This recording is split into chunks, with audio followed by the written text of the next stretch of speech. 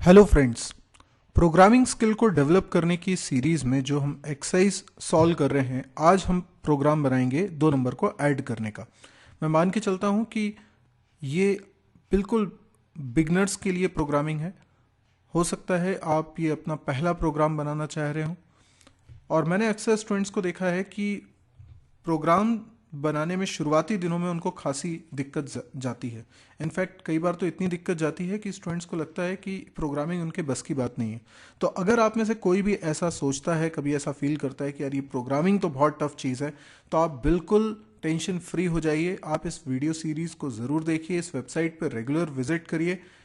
यहाँ पर आपको बहुत सारे प्रोग्राम के सॉल्यूशंस प्रोवाइड होंगे, और ना केवल मैं यहाँ पे आपको प्रोग्राम बनाना सिखाऊंगा, प्रोग्राम का सॉल्यूशन आपको मिलेगा, बल्कि प्रोग्राम बनाते कैसे हैं, क्या दिमाग में चलना चाहिए, क्या सोचना चाहिए, उसके बारे में भी आपको बताने समझाने की कोशिश करूंगा। तो यदि आप सीखना चाहते हैं वाकई में, तो आपको इन वीडियो से डेफिनेटली बहुत हेल्प मिलनी चाहिए। अब मैं आपको कुछ टिप्स देना चाहता हूं कि अगर आप पहली बार प्रोग्रामिंग कर रहे हैं तो आपको जो दिक्कतें जाती हैं वो कैसे दूर हो जाएं। हम सबसे पहले परेशान होते हैं इस बात को लेके कि हमारे दिमाग में थॉट्स ही नहीं आ रहे हैं कि कैसे सॉल्व करना है, क्या पहले सोचना चाहिए, कैसे बनाना चाहिए, हमको समझ में ही नहीं आता। अगर ऐसा कुछ भी है तो आप मेरी एक बात को ध्यान रखिए। सबसे पहले आपको इमेजिन करना होगा कि जो आप सॉफ्टवेयर बनाना चाह रहे हैं, जो प्रोग्राम आप बनाना चाह रहे हैं, उसका आउटपुट कैसा दिखेगा। जब तक आप इस चीज़ को इमेजिन नहीं कर पाएंगे तब तक आप प्रोग्राम नहीं बना पाएंगे। शुरुआत में 2-4 प्रोग्राम्स तो दूसरे हमें बना के देते हैं, उनको ही हम देखते हैं और समझने की कोशिश करते हैं, क्योंकि पहली बार हमको कैसे समझ में आएगा कि हमें क्या बनाना है, कैसे बनता है। तो जैसे कोई इंजीनियर या आर्किटेक्ट, पहले बिल्डिंग का नक्शा उसके दिमाग में होता है कि मुझे ये बनाना है, फिर वो बनाना स्टार्ट करते हैं। यानी उनके दिमाग में पहले से वो चित्र बन जाता है कि कैसा दिखेगा बनने के बाद में। अगर वो ये इमेजिन ना कर पाए तो कैसे वो अपने टारगेट को अचीव करेंगे, उन्हें समझ में ही नहीं आएगा कि शुरुआत कहाँ से करनी है। इसीलिए हम भी उस प्रोग्राम के आर्किटेक्ट हैं। हमको इमेजिन करते आना चाहिए कि आउटपुट कैसा दिखेगा, हम कैसा दिखना चाहते हैं। आप उसको इमेजिन कर लीजिए, फिर हम ये तय हो जाएगा हमें कि हमें बनाना क्या है। तो पहली गलती स्टूडेंट्स यही करते हैं कि वो इस चीज़ को इमेजिन ही नहीं करते। जब तक इमेजिन नहीं करेंगे उन्हें पता ही नहीं है कि उन्हें क्या अचीव करना है। तो आपको पहले गोल तो क्लियर होना चाहिए। तो हम क्या इमेजिन करें, आइए उसके बारे में समझते हैं। हम ये चाहते हैं कि 2 नंबर को ऐड करना है, ठीक है। ये तो हमें क्वेश्चन किसी ने दे दिया, तो हम बस इतना ही सोच पा रहे हैं। नहीं, हम थोड़ा इससे आगे बढ़ के सोचें कि कैसा दिखेगा आउटपुट। तो आउटपुट दिखेगा कहाँ? मॉनिटर पे। तो मान लीजिए ये हमारा मॉनिटर, ठीक है। इस मॉनिटर पे हम क्या देखना चाहते हैं? सबसे पहले जैसे ही प्रोग्राम स्टार्ट हो, स्क्रीन पे एक मैसेज लिखा हुआ आ जाए, एंटर 2 नंबर्स, ठीक है। तो एंटर 2 नंबर्स स्क्रीन पे दिखना चाहिए।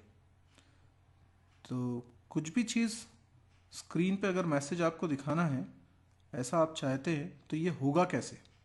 तो इसके लिए डेफिनेटली आपने अपने प्रोग्राम में कहीं पर लिखा होगा प्रिंट एफ। यस, आपको ये मालूम होना चाहिए कि प्रिंट एफ क्या है। तो मैं ये मान के चल रहा हूँ कि आपको इतनी बेसिक प्रोग्रामिंग तो आती है कि आपको पता है कि प्रिंट एफ क्या है। नहीं पता है तो आप सी लैंग्वेज के वीडियो सीरीज़ देखिए, प्रोग्रामिंग लैंग्वेज पहले सीखिए। तो प्रिंट एफ वो तरीका है जिससे कि मैं ये प्रिंट करा पाऊँगा। इसके बाद स्क्रीन रुकी रहेगी और यूज़र नंबर्स एंटर कर पाएगा। तो इसका मतलब यूज़र को क्या करना है? अब नंबर एंटर करना है। अभी तो यूज़र को ये स्क्रीन पे दिख रहा होगा, एंटर 2 नंबर्स ऐसा दिख रहा होगा, स्क्रीन रुकी हुई होगी। अब स्क्रीन क्यों रुकी हुई होगी? स्क्रीन इसलिए रुकी होगी क्योंकि हमने कुछ ऐसी लाइन लिखी होगी अपने प्रोग्राम में जो कीबोर्ड से डेटा लेना चाह रहे हैं। मतलब एक ऐसी इंस्ट्रक्शन जिससे कीबोर्ड से डेटा एंटर हो। ऑब्वियस ही बात है, वो लाइन जो हम लिखेंगे वो एक तरह की इनपुट इंस्ट्रक्शन होगी, और जब तक यूज़र वैल्यूज़ एंटर नहीं कर देगा उस लाइन का काम कंप्लीट नहीं होगा, इसलिए प्रोग्राम आगे नहीं बढ़ रहा है और प्रोग्राम रुका हुआ है, इसलिए आउटपुट स्क्रीन आपको दिख रही है। तो वो तरीका क्या है, आप अपने प्रोग्राम में लिखेंगे स्कैनएफ। जब आप स्कैनएफ लिखते हैं तो इससे आप डेटा इनपुट कर पाते हैं, ये इनपुट इंस्ट्रक्शन है।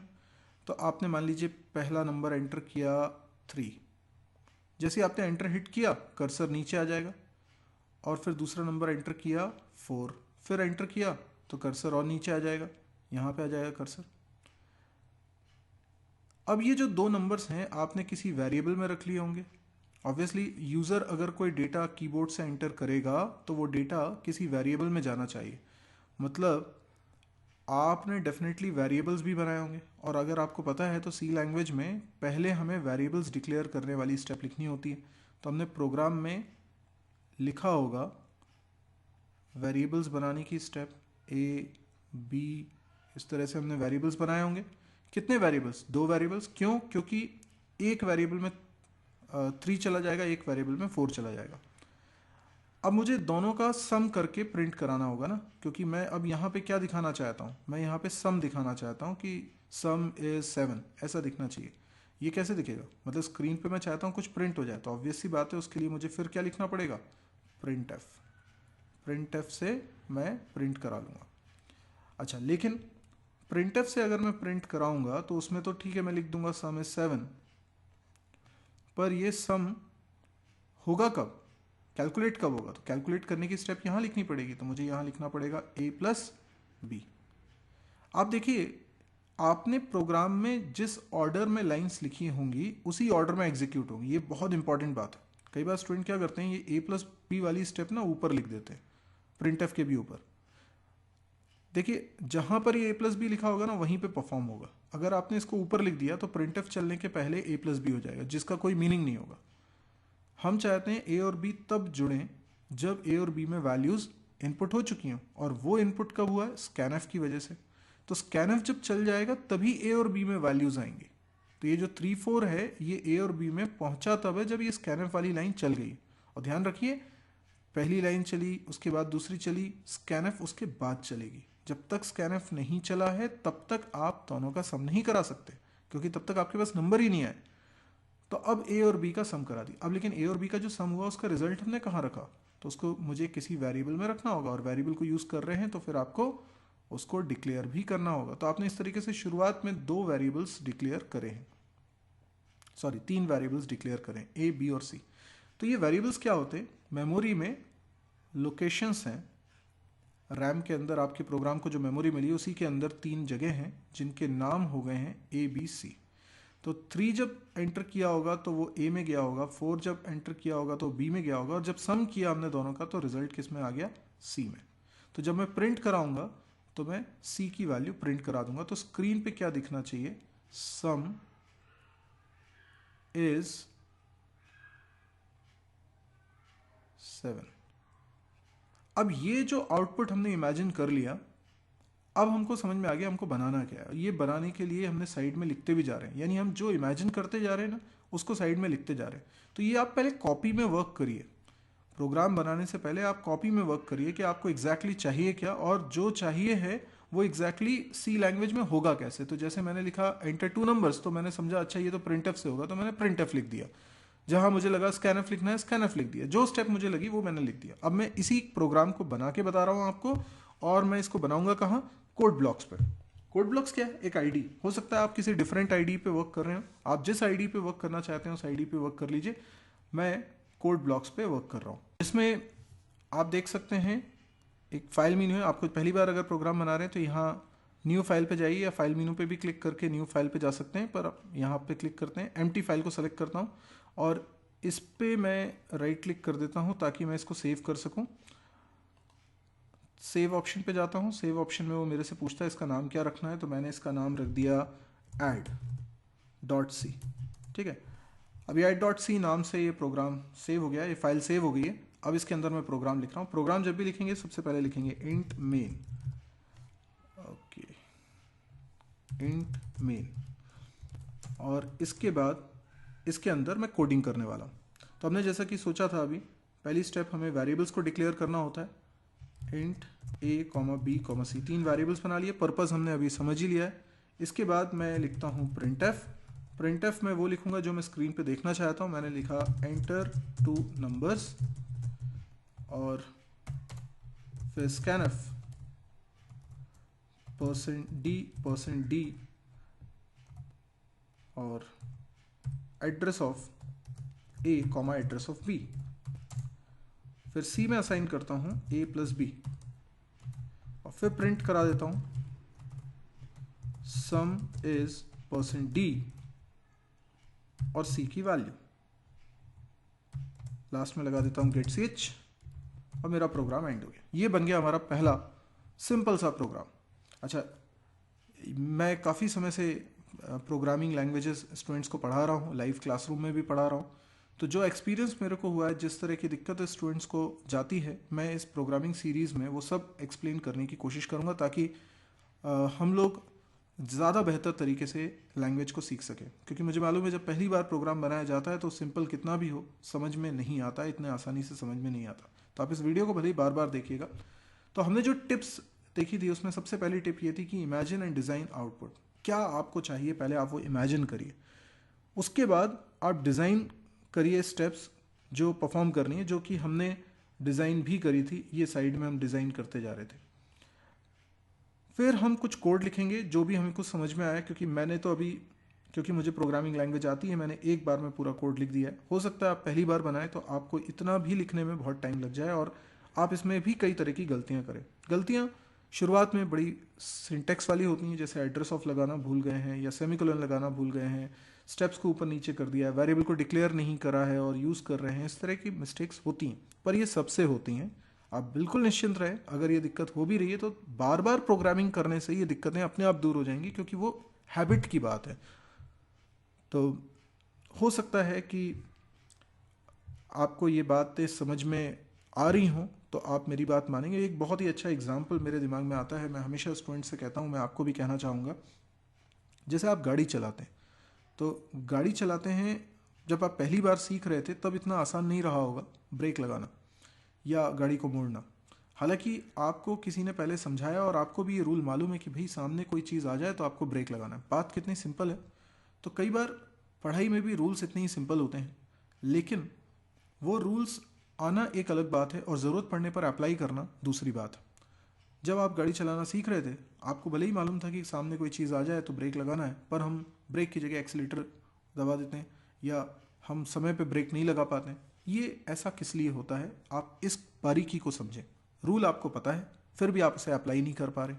और आज जब आपको बहुत अच्छे से गाड़ी चलानी आती है तो आपको सोचना भी नहीं पड़ता, ज़रूरत पड़ने पर अपने आप आपके हाथ चलने लगते हैं, पैर चलने लगते हैं और आप अपने आराम से ब्रेक लगा लेते हैं। आपको तो ये अगर आप एनालाइज करेंगे तो आपको लगेगा मैंने तो इतना ध्यान ही नहीं दिया और अपने आप कैसे ब्रेक लगा दिया मैंने। इसका मतलब दिमाग ने कब आपके हाथ पैर को सिग्नल दे दिया और आपके ब्रेक लग गए, इसका आपको भी पता नहीं चला। इतने आराम से चीज़ें हो गई। ऐसा क्यों होता है? ऐसा इसलिए होता है क्योंकि हमारा दिमाग इस तरीके से डिज़ाइंड है कि जैसे जैसे वो चीज़ों को एक्सपीरियंस करता है उसे वो चीज़ें याद हो जाती। तो जब आप गाड़ी चलाना शुरू कर रहे थे तो दिमाग को ये रूल तो पता है कि ज़रूरत पड़ने पर मुझे ब्रेक लगाना है, वो उसको पता है। लेकिन वो ज़रूरत एक सिचुएशन है, वो सिचुएशन उसने कभी देखी नहीं है। अब वो सिचुएशन जब देखता है, पहली बार महसूस करता है उसको, तो वो पहली बार होने की वजह से वो समय पे ब्रेक नहीं लगा पाता है, उतने जल्दी रिस्पॉन्स नहीं दे पाता। वही सिचुएशन जब 10 बार उसके सामने आ जाती है तो सिचुएशन उसको याद हो जाती है और उसे समझ में आ जाता है कि इस सिचुएशन पे इस तरह से रिस्पॉन्ड करना है। और यही वजह है कि दिमाग ट्रेंड हो जाता है। आपने कभी टाइपिस्ट को देखा है कितनी फास्ट वो टाइपिंग कर लेता है? कैसे? उसको तो वो कभी सोचता नहीं है कि मैं अभी ए प्रेस कर रहा हूँ कि अब बी प्रेस कर रहा हूँ कि सी प्रेस कर रहा हूँ, वो बस करता जाता है। ऐसा कैसे?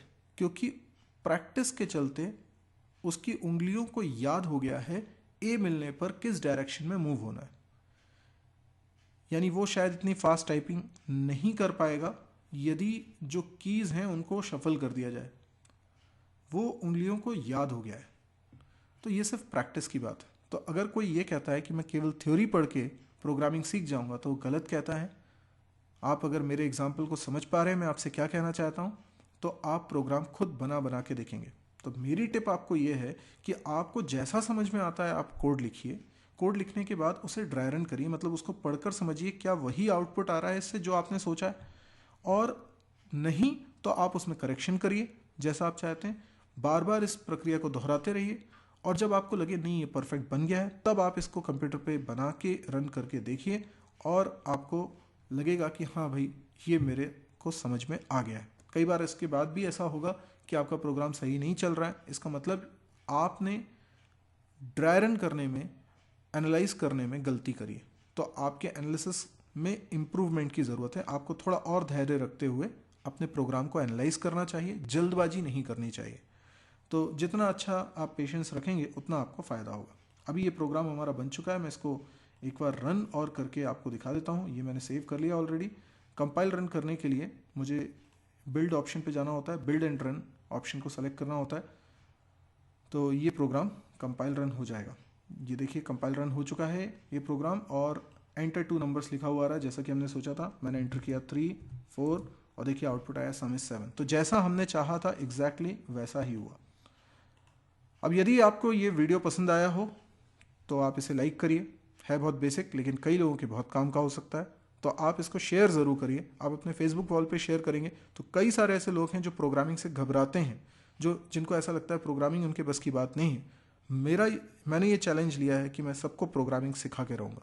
तो जिन लोगों को भी प्रोग्रामिंग सीखने में इंटरेस्ट है पर किसी कारण से वो नहीं सीख पा रहे हैं, उन तक ये वीडियो पहुंचाना हम सबकी जिम्मेदारी होनी चाहिए। तो मैं आप तक ये वीडियो पहुंचा रहा हूं, आप ज़्यादा से ज़्यादा लोगों तक इस वीडियो को पहुंचाने की कोशिश करिए। इसके अलावा यदि आप और मेरे चैनल्स देखना चाहते हैं जिसमें मैं अलग अलग लैंग्वेजेस को सिखा रहा हूँ, C++, जावा, PHP, DBMS, डेटा स्ट्रक्चर वगैरह, तो इन सब्जेक्ट्स को देखने के लिए आप मेरी वेबसाइट को विजिट करिए www.mysirji.com। इस वेबसाइट पे मेरे सभी चैनल्स के लिंक आपको मिलेंगे, प्लस ये जो प्रोग्रामिंग सीरीज़ मैं आपको चला रहा हूँ ये भी इस वेबसाइट पे मिलेगी। कौन कौन से प्रोग्राम्स मैंने बना के रखे हुए हैं आप वेबसाइट पे देखिए, उन पे आप क्लिक करेंगे तो आपको ये वीडियो भी मिलेंगे। तो यानी सभी वीडियोस जो मैंने यूट्यूब चैनल पे रखे हुए हैं उनके लिंक्स आपको इस साइट पे मिल जाएंगे, तो आपको ढूंढने में दिक्कत नहीं जाएगी, बहुत ईजी हो जाएगा अगर आप इस साइट पे विजिट करते हैं। यदि आपको कुछ पूछना है, कुछ डाउट लगता है, तो आप इन्हीं वीडियो के नीचे कमेंट के ज़रिए मेरे से डाउट्स पूछ सकते हैं। मैं कोशिश करूँगा कि जल्दी से जल्दी मैं उनका रिप्लाई आपको दे सकूँ। अच्छा, आप इस चैनल को सब्सक्राइब करना ना भूलिएगा, क्योंकि चैनल को सब्सक्राइब करते हैं तो जैसे ही मैं कोई नया वीडियो अपलोड करता हूँ तो उसकी जानकारी आपको तुरंत मिल जाती है। Thank you.